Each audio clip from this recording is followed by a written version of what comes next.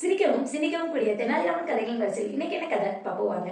கிருஷ்ணதேவராயர் அரசராக இருக்க அரசவையில தெனாலிராமன் விகட கவியா இருக்காருங்க. அந்த அரசவையில வேற யாராச்சும் புலவர் வந்துடும் அப்படின்னு நினைச்சாங்கன்னா தெனாலிராமன் அவங்கள புலவரா ஏத்துக்கிட்டா மட்டும்தாங்க வர முடியும். அதனால ஒரு முறை ஒரு புலவர் தன்னோட திறமையெல்லாம் தெனாலிராமன்கிட்ட காட்டுறதுக்காக வர்றாருங்க. அவர் நிறைய பாடல்கள் எழுதியிருக்காரு. அதை தெனாலிராமனை படிச்சு பார்க்க சொல்லி எல்லாத்தையும் கொடுக்குறாருங்க. அப்போ தெனாலிராமன் அதெல்லாம் வச்சுட்டு போங்க, நான் அப்புறமா படிக்கிறேன் அப்படின்னு சொல்றாருங்க. உடனே இந்த புலவர் இல்ல, நான் இப்பவே படிச்சு காட்டுறேன், நீங்க கேளுங்க அப்படிங்கிறாங்க.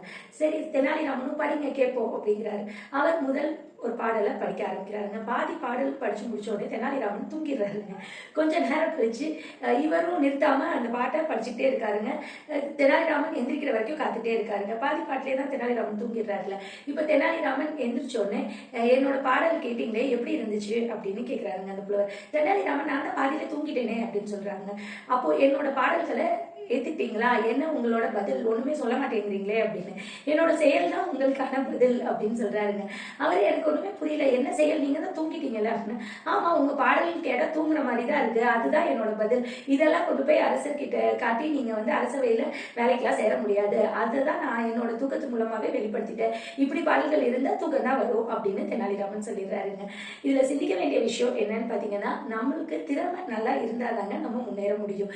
நம்ம ஒரு இடத்துல போய் சிறப்பா விளங்கணும்னா நம்மளோட திறமையை நல்லா வளர்த்துக்கிட்டோம்னா நம்ம பெரிய ஆளா வரலாங்க. நன்றி, வணக்கம்.